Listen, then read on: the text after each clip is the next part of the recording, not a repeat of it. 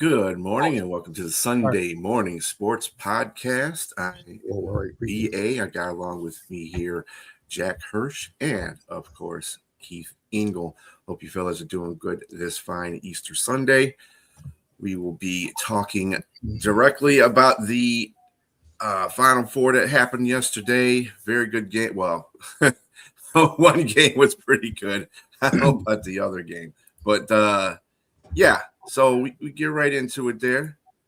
UConn 71, Illinois 62. Let me tell you something. Dan Hurley's got Illinois' number. I don't know what it is, but he beat them. Would they beat him back in November or December? I think as well, right? We forget late November. Yeah, that totally different team. But the last time they won their second of two in a row national championships, they ran off a 30-0 run against Illinois. Brad Underwood is the only guy there, I think, from that team. But look at Illinois. They didn't have an answer for UConn, and UConn didn't play great. I mean, they shot 35% for the game. Karaman, I'd be worried Monday night if I'm UConn. Karaman has not been shooting well at all, and it's going to catch up with them, I'm afraid. And it might very well Monday because they're going to need him to score some points, I think. Played well, in other facets of the game, but he has shot poorly. This team just finds a way to win. They're scrappy. They're like their coach. If you ever watched Dan Hurley play at Seton Hall, he wasn't a great player, but he was scrappy. And a lot of these guys just seem to embody that same attitude as their coach. And I love it when team take on that type of attitude. A lot of fun. Well, you talk about finding a way with UConn. I think the basketball didn't find its way for Illinois. So many missed shots going in and out, and it was kind of like one of the Illinois coaches said it best. I'm just paraphrasing. It says it was like a toilet bowl, like swirling around the shots, and it just wasn't going in. And credit UConn at the end of the game. One of the more underrated things of foul shooting at the end of the game, as far as being part of the discussion.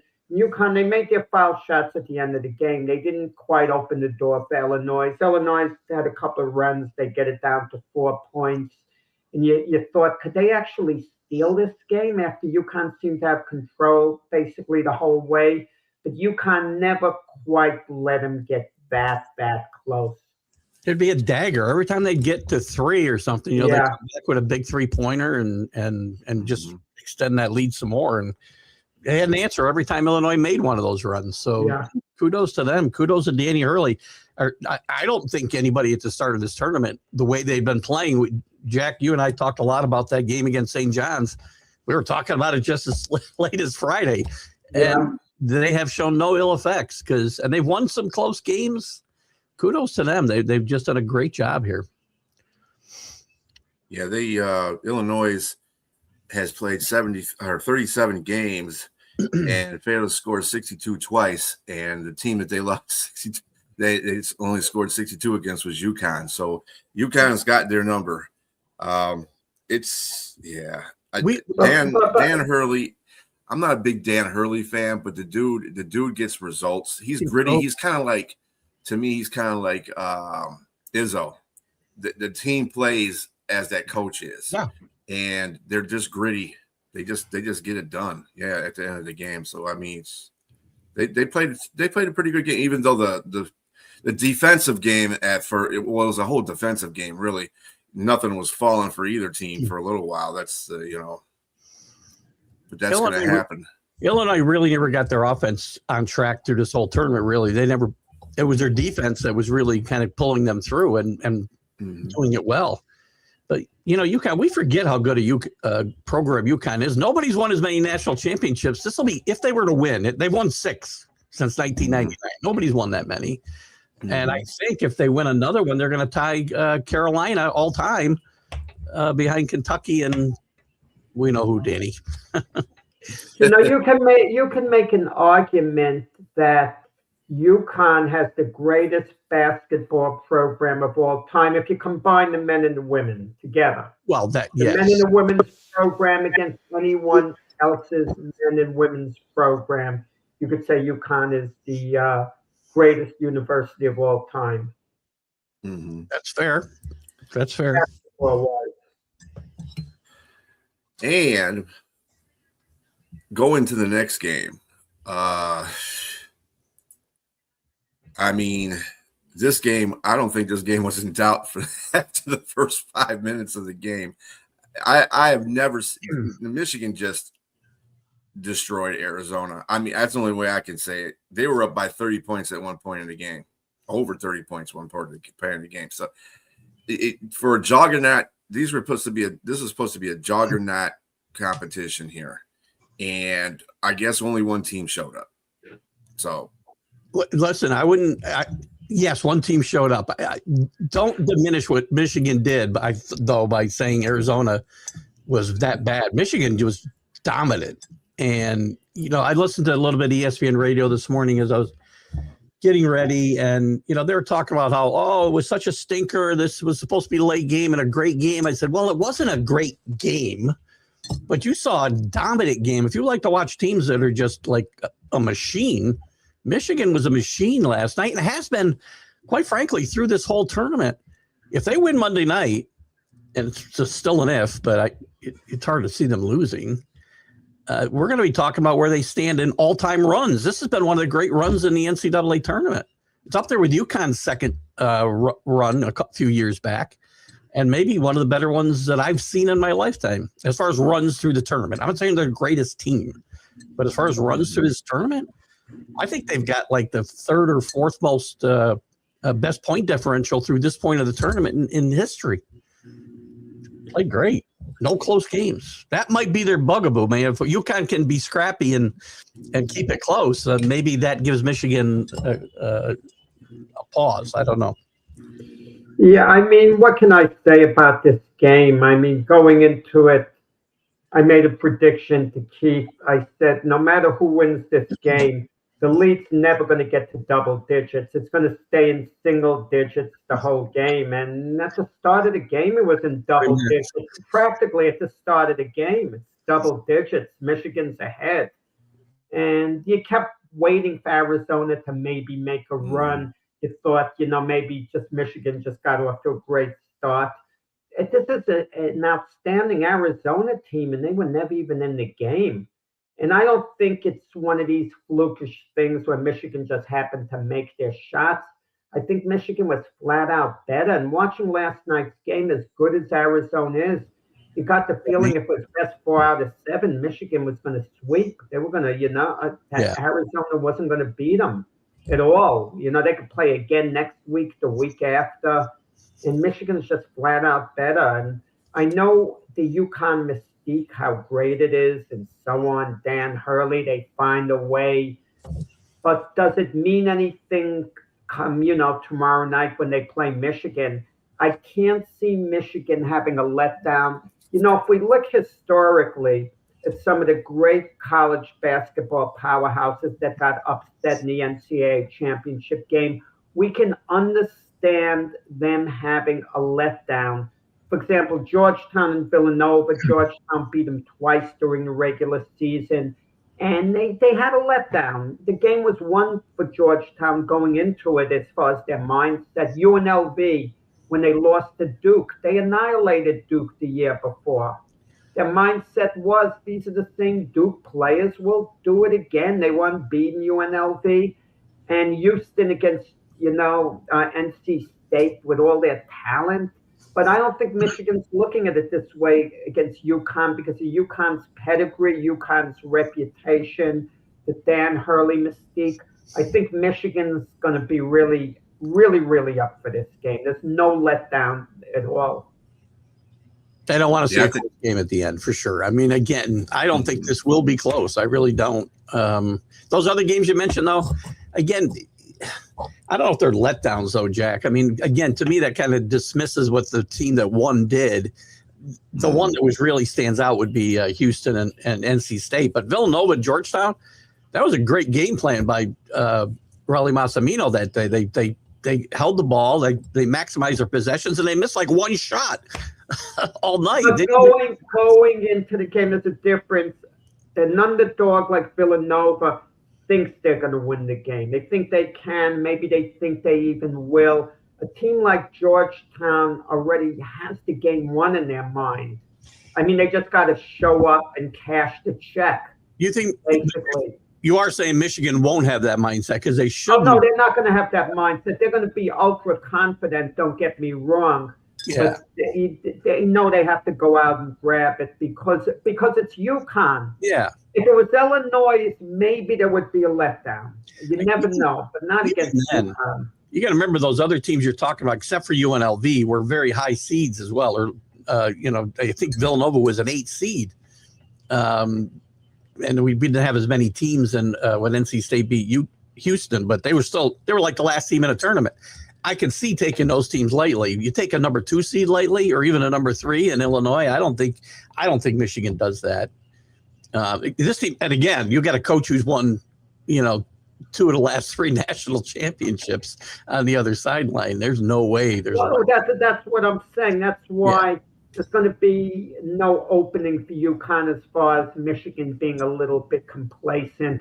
I don't think their noses are going to be up in the air because of the way they beat Arizona, the way they dominated.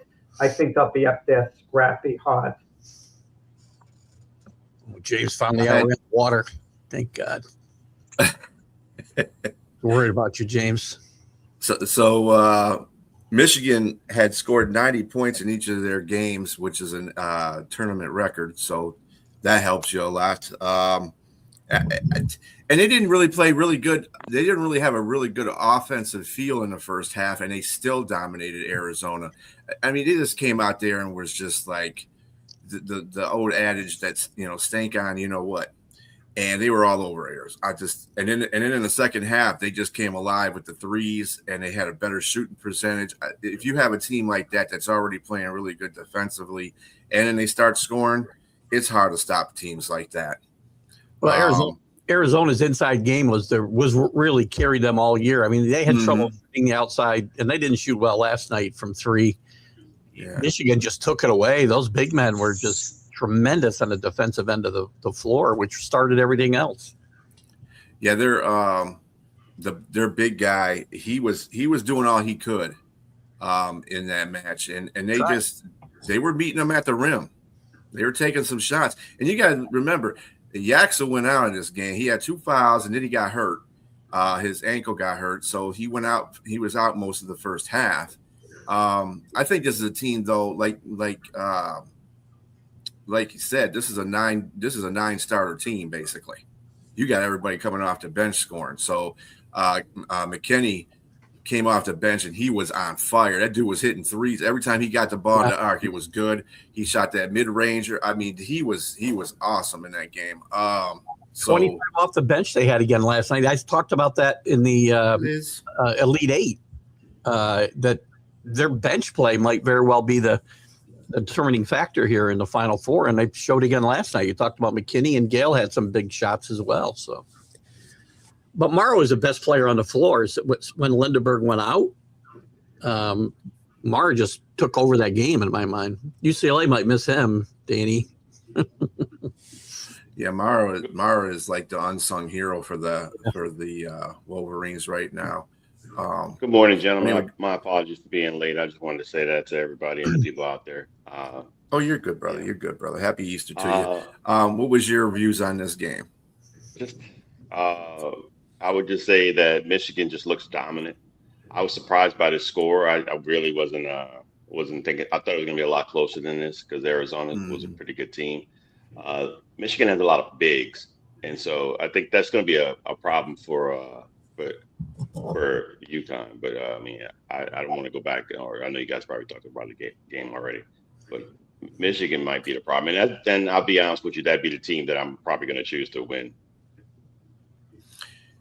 And that will segue into the next one. Who you got on Monday? Jack, who you got Monday? I mean, after I'm not qualified to say. Come on. I mean, I picked Arizona to beat Michigan, and Illinois to beat UConn. I shouldn't even be asked the question based on my track You were record. leaning UConn's way, though. I was surprised you didn't say UConn. Yeah, the last minute. I mean, Keith convinced me because he was so high on Illinois all year long. He knows more about college basketball than me, so I kind of. Wait, he picked Illinois too over UConn. I think he picked Arizona over Michigan. I think we won both. I picked Michigan. You did pick Michigan? I'm sorry, my apologies. Michigan is the fourth. How can you not pick Michigan after last night? It's not just one game. They've been doing it all year, but I was waiting for the cracks in the armor. They haven't come in. If you forget their name is UConn, what type of chance do you really give them? Because they're UConn and they're Danny Hurley and have a reputation, some people are going to pick them, but eliminate the names and just look at the players on the court from both teams. I mean, how can you pick against Michigan? Yeah, I would agree. And I did pick Michigan Friday, by the way. They're the fourth team I've picked to win this tournament now through the course of the last 2 weeks. So I'm afraid I might have jinxed them as well. But they're not. UConn has found a way to win ugly through this whole tournament, really. They've got to shoot the ball better. I don't see them getting a lot of second chances. Caravan, as I talked about earlier, has not shot the ball well. Another one for something yesterday. Other guys have picked them up, but this team's going to need to shoot, about 60% from the field to beat this Michigan team. They don't have an answer inside, I don't think, for Mara and the other bigs. I mean, Reeder's their only big guy. I mean, is their big impact guy. And he's had a great tournament. He's played significantly well. So I mean, that's probably the only guy Michigan really has to worry about. But again, it's a Dan Hurley team, and they're gritty, so you never know. They'll make a run here or there if they get this. If they find a way to stay in this game in the last minute, then they got a chance to win, obviously. But that's the only way. They're not running away. They're not winning this game by 10 points, right? Last minute victory. And that's the only way they can win. I'll take Michigan in double digits in this game. Wait. You say they're gritty, Brian. I don't understand the term. If a team dominates and they play so great, they're never gritty. But if a team isn't quite good enough to dominate and they win a lot of close games, then they're considered gritty. I don't think I don't go. Why isn't Michigan gritty? I don't get it. I think they can be gritty. They certainly played that way. Those Georgetown teams with Ewing, there was gritty teams, but they were dominant as well. But they won a lot of close games. It could be both. Yeah. It can be both, I think. I'm just saying, UConn has displayed that over the course of their run, whereas Michigan really doesn't have to display that. They've been blowing teams out. So that's what I mean by gritty. They're getting. I understand. So let's say this turns out to be a tough, close game. Are UConn's close games going to work in their favor? Yes. In the closing minutes of the game, as opposed to Michigan, who hasn't quite experienced it. Yes, I think so. We saw that versus Duke. We saw that. That was just incredible. I mean, it was a comeback too. So I mean, you really have to consider the coaching as well in this upcoming game. Dan Hurley is just a magician, and he may have something up his sleeve this time as well. Like Keith said, if the game's that close, I wouldn't be surprised if UConn could pull out a win. I agree. Hurley's got the resume, but let's not forget Dusty May found a way to get Florida Atlantic to the Final Four 4 years ago. That's an incredible coaching job. And this one, Michigan was last in the Big Ten just 3 years ago, right, Brian? So yeah. They were inept. They were definitely inept. But let's not get this mistaken. I'm totally picking Michigan. Yeah. I'm just saying what could possibly occur. And they've done this with all the talk about him being in Chapel Hill next year too. So they've had that to deal with as well through this tournament. So Dusty Mays also. He's a very good coach too. Let's not discount that fact. I don't think we're discounting the fact, but I think that Dan Hurley's getting a lot of credit for UConn, but Dusty Mays, he makes adjustments. He does. The adjustments he makes in game.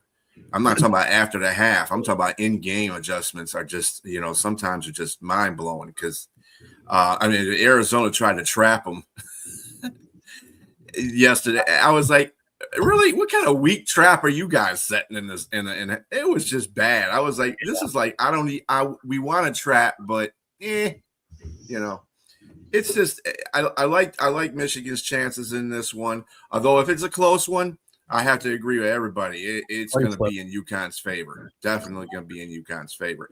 But they're not holding Michigan in those 67 points. That's what they were. UConn has averaged, per game this season. So they're not holding them those 67. That's for sure. Yeah, Michigan's going to score, and don't let them get a hot behind the arc either, because that's going to be a kiss of death for UConn if they start hitting those threes. But other than that, yeah, I see Michigan win it. But that's their best. The best hope is for Michigan to take a lot of threes, because underneath UConn can certainly hold their own. I mean, that's their ticket to winning if it's really an inside game. Yeah.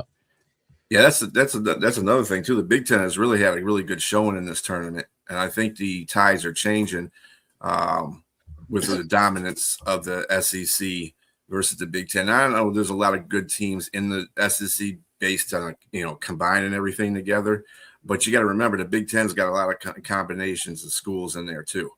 UCLA is one, USC. You got a lot of teams that have come into the Big Ten as well. So I think that's a reliable take on that one. I talked a couple of weeks ago, I think on the college sports huddle about who was going to be the next team to win the basketball and football championships the same year. It hasn't happened since Florida did it, I think, in 2006, something like that, maybe 20 years ago. And it's only happened like 3 times in history, I think. And I think Michigan is probably the program that is best positioned to potentially do that in the near future, because the football team's not going to be that far away. Great hire with the winning, and we know where the basketball team is, unless for some reason Dusty May thinks Chapel Hill looks better than Ann Arbor. That would be a problem in that area. Yeah, that would be. Yeah, let me just say we got the matchup we kind of wanted for tomorrow night, because if Michigan was playing Illinois, it would feel inevitable that Michigan was going to win. It doesn't quite feel inevitable. We're all picking Michigan. We all think they're going to win, but it's not quite inevitable. We have some doubt. Maybe not a lot of doubt, but some doubt. If it was Michigan against Illinois, let's say they pulled out the game against UConn yesterday, we wouldn't think Illinois would have much of a chance. I mean, we think in terms they're going to get crushed by 20 points. That would be our mindset. Look, UConn might get blown out, but going into this game, there's this UConn mystique, which really makes the game interesting.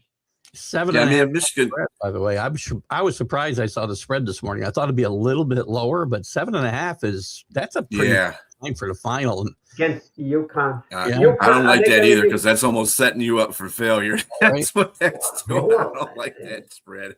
Believe me, Michigan can win this game if they come out like they did against Arizona. UConn doesn't have a chance. I mean, that's really what it's going to come down to. So, who's the spread in favor of? Michigan, 7.5. Michigan, I think UConn wouldn't be favored. I just had to ask. I'm just trying to say. I'll be honest with you. I think Vegas. Well, I'm just saying. I think Vegas knows what they're talking about. I mean, I wouldn't doubt it. I actually favor the spread. Then I agree with you. I agree with the spread. That's a giant. It looks so big. No, I got to take that points, and then Michigan will go out and win by 18. Bulletin board stuff. I'm not sure whether it's overrated or not. I kind of think for the most part it is. But believe me, UConn, Dan Hurley, the players, they're aware of the point spread, and it can work both ways. I mean, some of the UConn players could think, wow, that Michigan team is so great, and they can be in awe, psychologically. or they could show a certain resolve that they're really going to bite down, that they're really angered about that point spread and they have something to prove. It's certainly not going to help Michigan's mindset to be favored like that. Yeah. So switching over to a final that's happening, I believe today, with the women's college basketball. South Carolina will be taking on UCLA. Who you got? Just a outlier in this whole situation. Gino came out and apologized yesterday from UConn about his actions against South Carolina. I think that was just a whole emotional thing for him, and that's the reason why that reaction was happening that way. It's not an excuse, but that happens, and he apologized for it. I mean, you can either accept it or whatever. I'm happy he apologized, but he needed to go on camera and apologize. He can't do it to Dawn Staley in person, I'm sure, because of maybe he could have, but don't issue a statement through the sports athletic department. That's just that's a form letter, basically. He signed his name to. He's got to go. He's got to go on camera and apologize. Wait. What do you mean go on camera? Let me finish. Everything he did was on camera. He went in the post-game conference and really talked about how they win and lose with class. He's got the nerve to say that after the game. He did all that on camera. He should have apologized on camera as well. So now you can. He's an arrogant guy. He's always acted in an arrogant way. I mean, his apology was a way of cutting his losses. To me, I'd accept his apology. What are we going to do? Keep hanging on this? I'm not. Yes. I think it's not. I think it's classless. You can say what you want. I'll accept. I don't have to accept his apology. He didn't do anything to me. I'm not going to. This is the reason I'm not going to accept his apology, because everything he did clearly indirectly was to the team, to the sport of basketball. But for the most part, everything was directed at Dawn. When he apologized, he didn't apologize directly to Dawn. He said the staff, great point, and everything else. He didn't say Dawn. So he's really just still trying to, sideswipe her a little bit because he don't like her for whatever reason. And that's fair. If you don't like somebody, you don't like somebody. But you were a jackass to a specific person. What he bitched about was wrong. She did shake his hand before the game. There's video of it happening, for crying out loud. Well, he said she finally did, but he said it was 3 minutes, whatever that was. Yeah. Where's it written? Everybody knows you got to do it within 3 minutes. But if it's before the game, why is he waiting for 3 minutes? If she's not there, he's justified in walking away. Fair enough. He doesn't have to wait around. He could say, I wanted to shake a hand. She wasn't there. So I can't hang around. Clearly, there's animosity prior to that. It has to be. You just don't like each other. I mean, they played each other in the final, so I'm pretty sure this is all dragging over to now. I mean, it's what it is. I mean, I don't have a problem with you not liking your opponent. That's fair, but be respectful. That's it. And she has the championship game to get ready for. Yeah. He can't be sidetracked with this nonsense, with what's going on with him. Even we always talk about, James, your main man, Isaiah, when after that Bird remark, no, they had a press conference, but Bird came to defend Isaiah, saying, look, let's forget about it. It's no big deal. But then Bird had to leave soon after. He had practice. He basically sent a message, I can't hang around for this nonsense. I just came to clear things up, and I'm getting out of here. Forget about it. A little bit.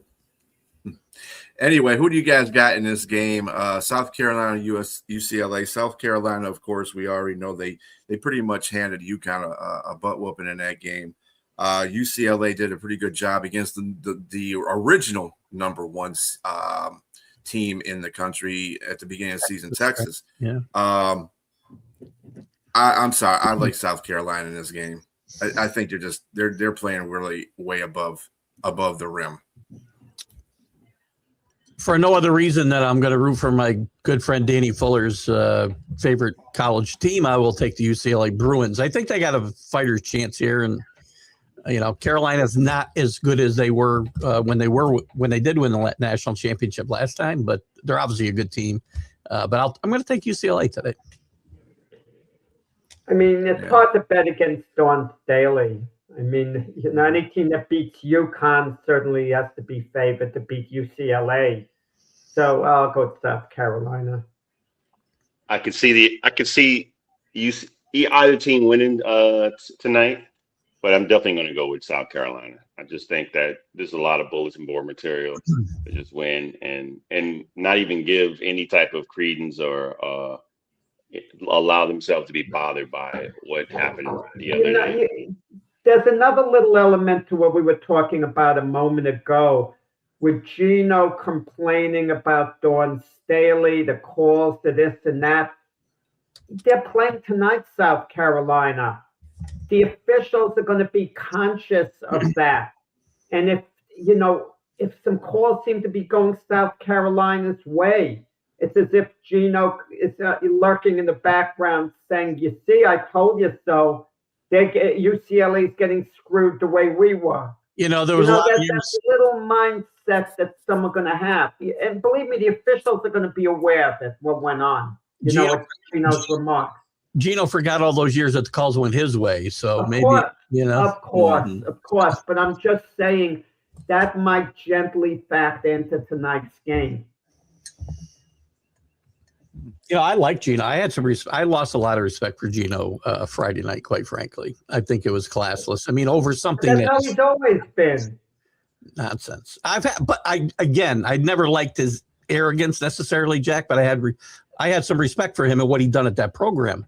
And I've lost some of that respect. I can understand when you have an unbeaten team, and you want to have that perfect season, and you get bumped in the semis, and you think you're going to win the national championship, and all of a sudden your dream for that year suddenly ends.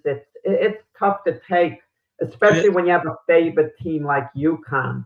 It is, but then you go in a press conference afterwards and say how you expect to carry your team to carry itself a certain way, whether they win or lose, and you do that.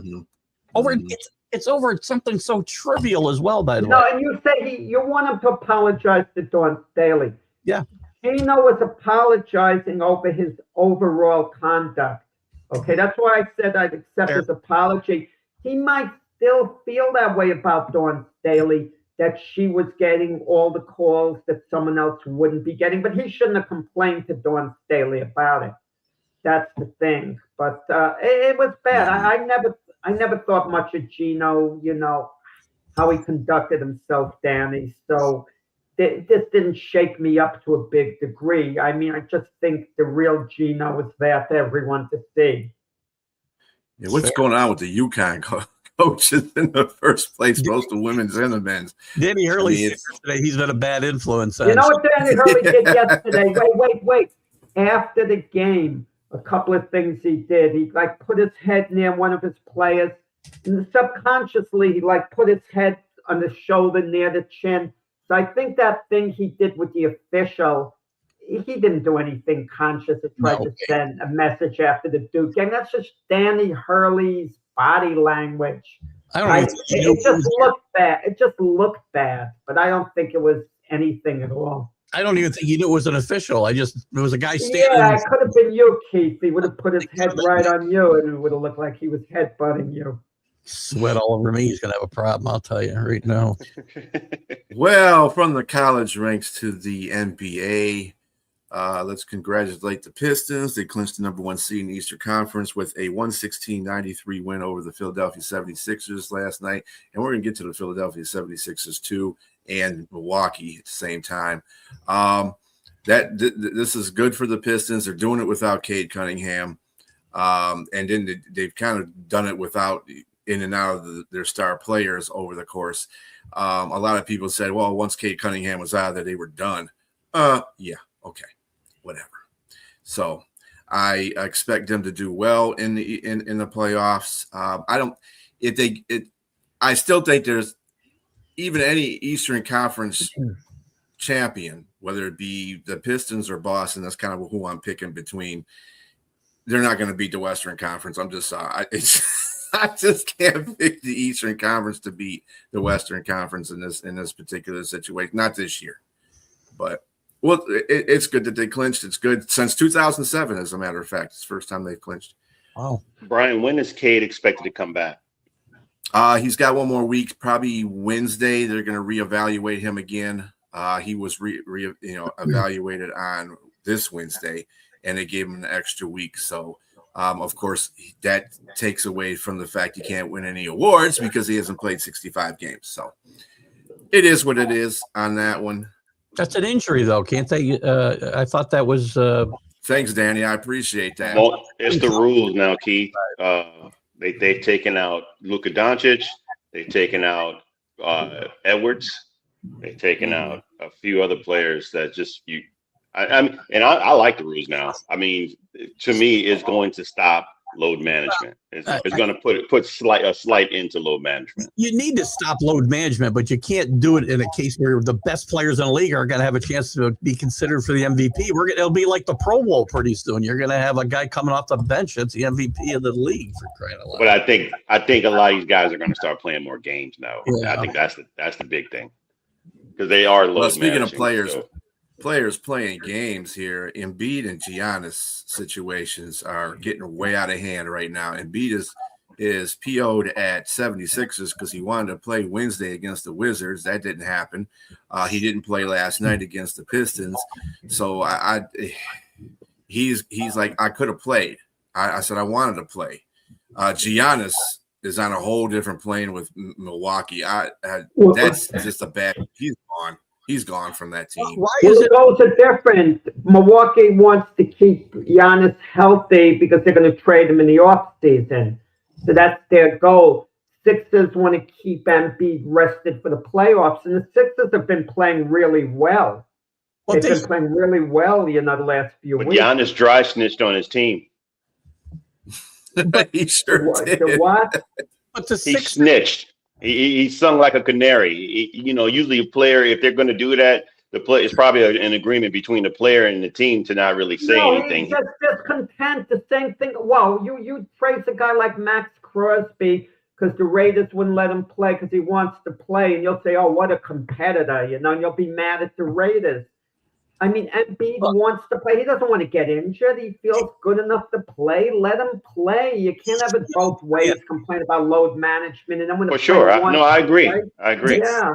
fighting to stay out of the play-in round of the playoffs too. They've got a chance to get to that sixth spot, and they're sitting their best player with 5 games left or whatever there is. That's just nonsense. I mean, load management should be something worked out between the player and the team. They talk to the player, you're a little tired, we think maybe we're going to sit you out a game. And if the player doesn't complain, you sit him out. But if the player's adamant, I really want to play, and you see he's upset about it, play him. What's the big but there's supposed to be an investigation of Milwaukee now because of this. So, and I understand where Jack's coming from with the plan to sit him out because they're already eliminated from playoff contention anyway. Milwaukee is so, and he's not going to be with this team next year. It's just not. It's got to be like that because this is contentious. This is very contentious. Yeah, and speaking of injuries, man, the Lakers are just catching strays now. Versus Luka, now it's Reeves. He's going to be out 4 to 6 weeks. I don't know how this is going to affect them for their playoffs. It's going to drastically affect them because you would think that this is not a situation where you're trying to just rest your players prior to the playoffs.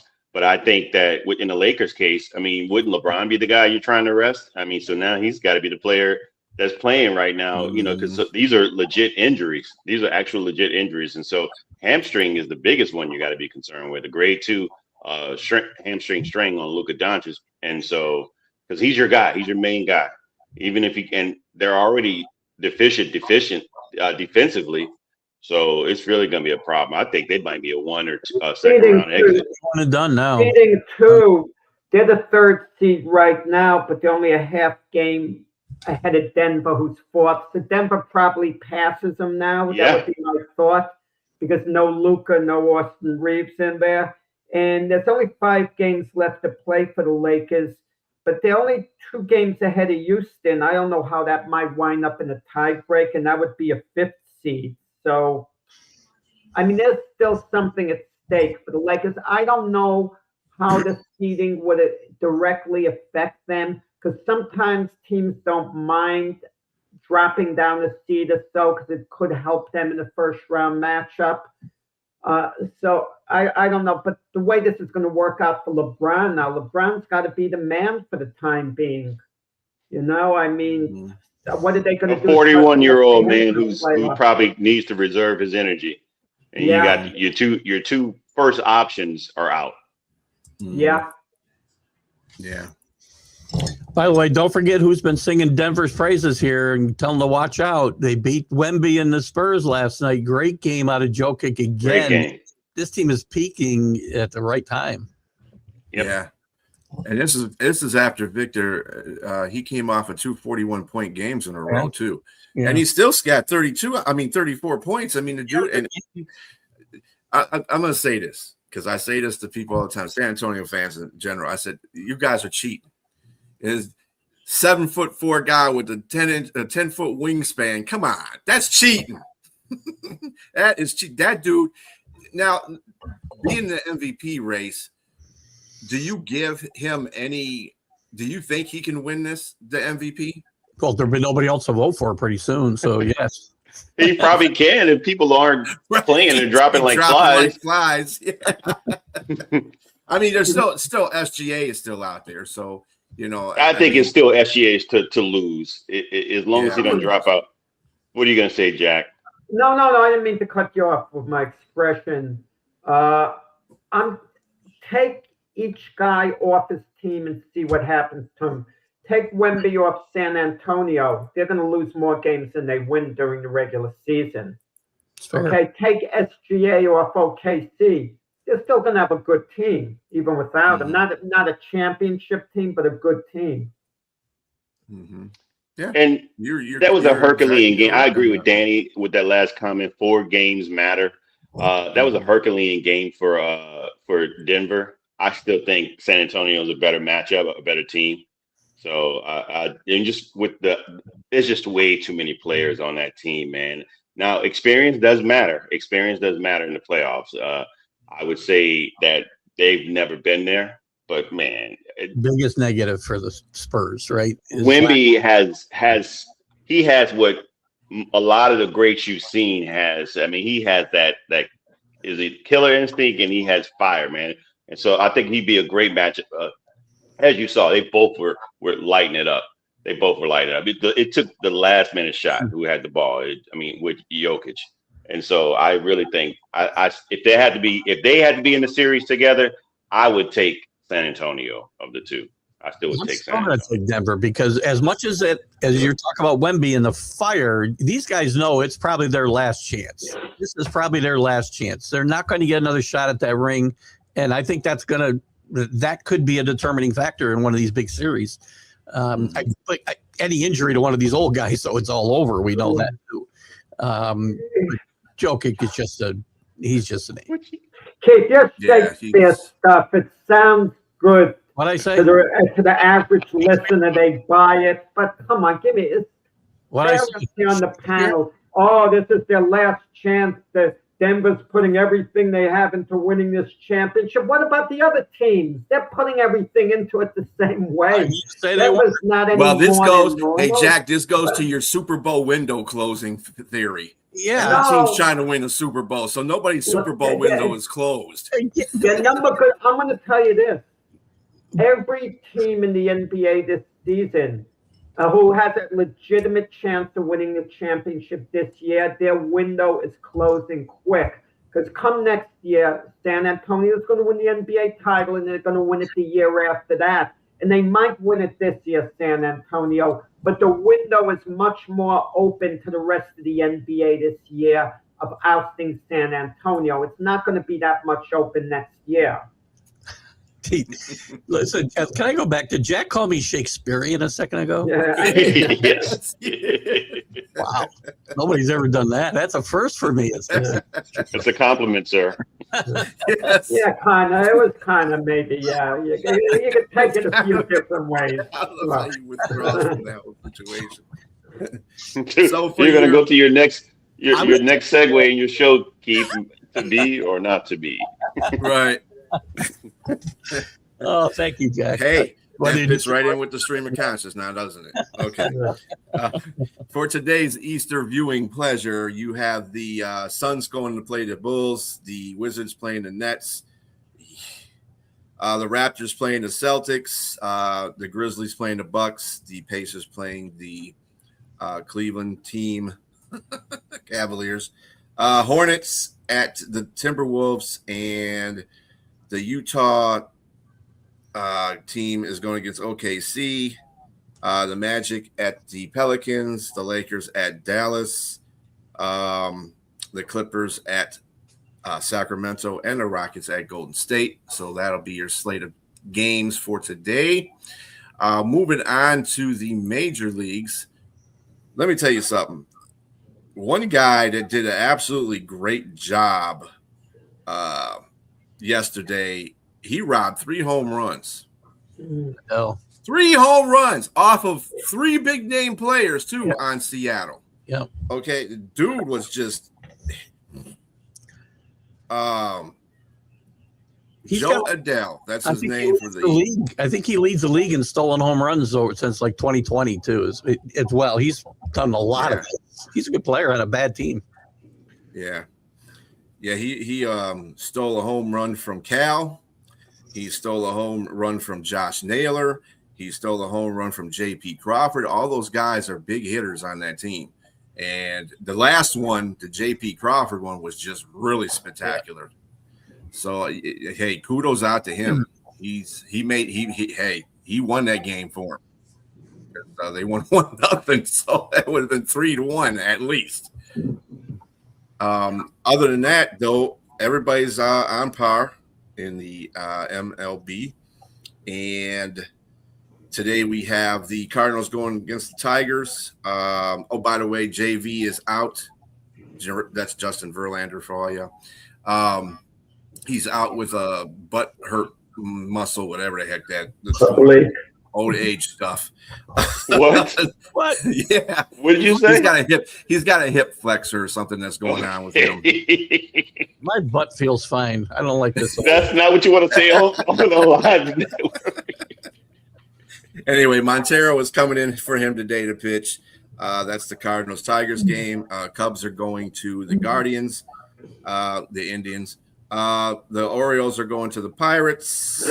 Padres are wrapping up their series with the Red Sox. The Marlins are wrapping up their series with the Yankees.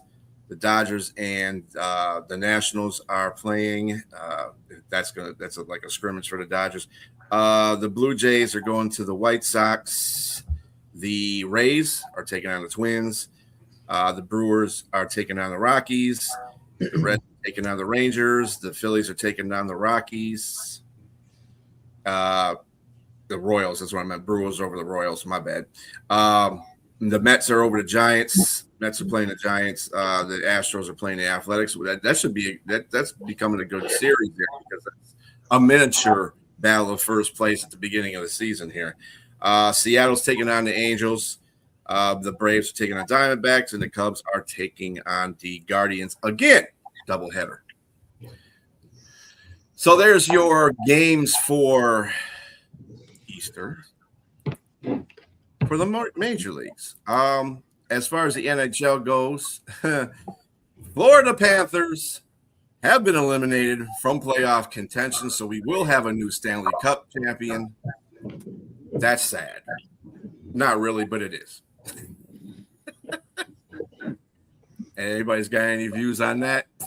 Well, they got the Tampa Bay Lightning in the state of Florida. They won a couple of Stanley Cups in recent years, so maybe it stays in the Sunshine State. Well, I mean, Florida has been kind of the Rangers beat the Red Wings yesterday. I think it was yesterday. Your Rangers beat the Red Wings. Yeah. Yeah. I mean, who hasn't beat the Red Wings at this point?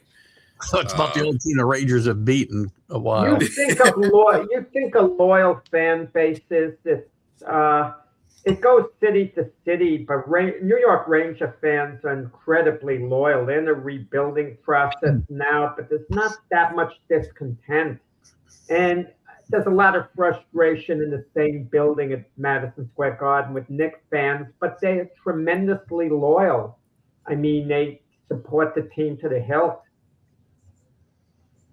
Hey, they won two Stanley Cups since 1940. It's coming down to playoffs time for the. Yeah, it's coming down to playoff time for the hockey too. So all these games are getting nitty gritty. There are some hockey games as well on Easter Sunday. The aforementioned Red Wings will be taking on Minnesota. Pittsburgh is taking on Florida. Philadelphia is taking on Boston. Ottawa is taking on Carolina. New Jersey is taking on Montreal. Washington and the New York Rangers are playing. St. Louis and Colorado are playing. Colorado is just playing out of their mind right now. They lost a couple games ago for the first time in so many games too, so they're on fire.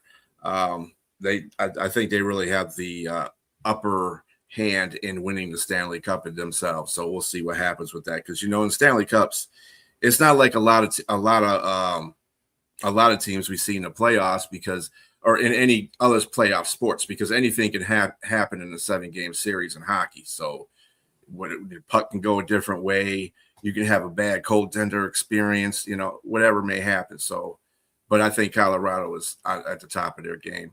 Other than that, that's the games for NHL.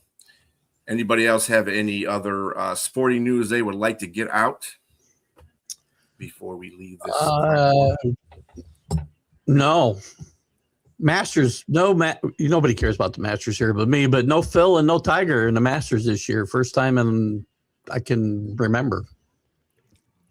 There was a decent heavyweight fight yesterday. Deontay Wilder won a split decision over Derek Chisora in England. And after the fight, Wilder said he didn't want to hurt Chisora. He went easy on him. It shows you the mentality of these boxers.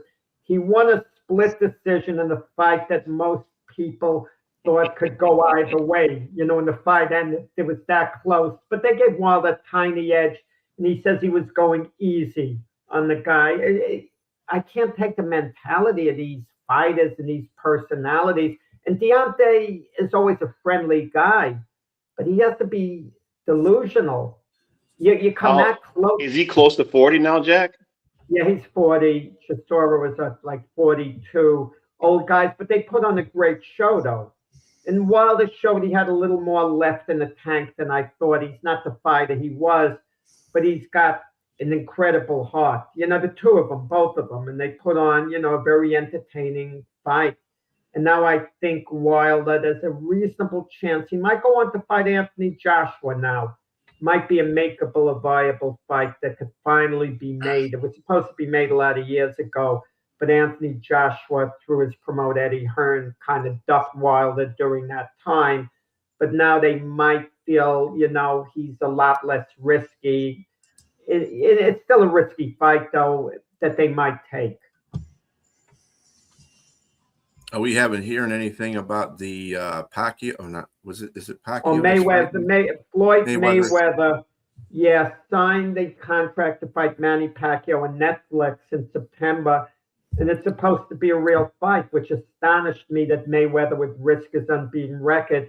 But when you're short on cash, and Mayweather maybe has blown a good part of his fortune, that would bail him out that fight.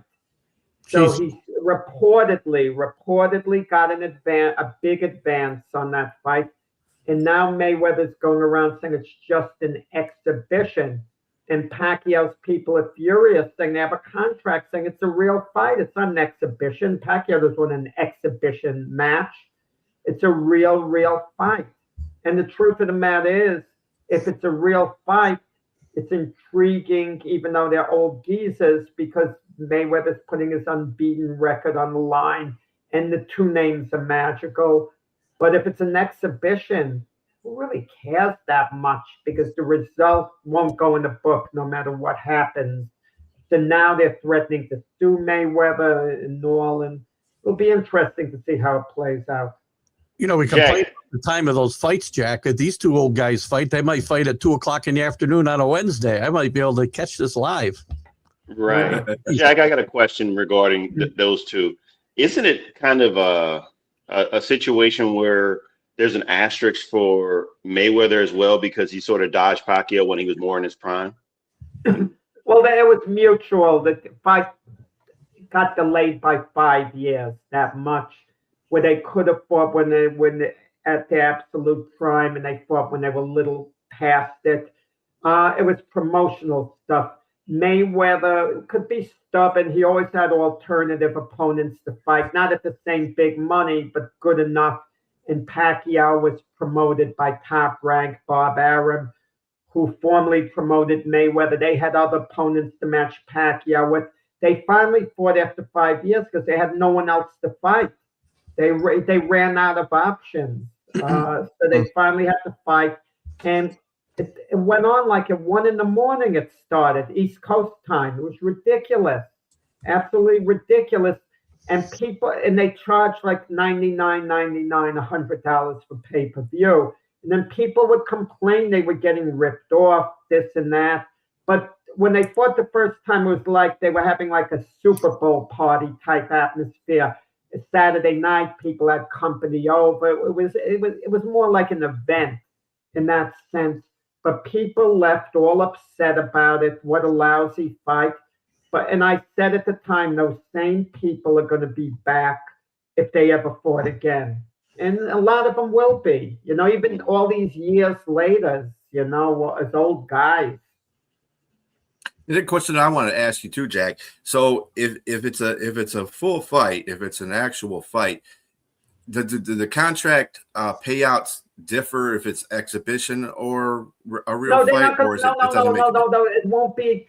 Pacquiao won't fight if it's an exhibition, and Mayweather won't be given that option. If you sign the contract, it's an actual fight. Regular sanctioned fight. You can't decide it's an exhibition, that it's not for real, it's not going on the record. You can't make that decision. So it's gonna have to get resolved. Either Mayweather's gonna have to take the money and return the advance in cash he got, which I don't know, can he or will he or whatever, or has to go through with the fight as is. I don't think Mayweather's going to go through with it. He cherishes that unbeaten record too much. But this hurts Mayweather pretty badly with what's going on now, because now everyone points out and they say, you see, he's been doing that his whole career, picking his spots, not fighting the very best guys, doing everything he can just to remain unbeaten and not take risks like the other great fighters have. Mm-hmm. I agree with that too. Yeah. On that note, thank you for everybody for joining the Sunday morning sports podcast. I am BA for Jack Hirsch, James Martin, and Keith Ingle. And again, catch Keith Ingle right next after this show on the Stream of Consciousness. Everybody have a great Easter Sunday. We'll see you next Sunday. See you guys.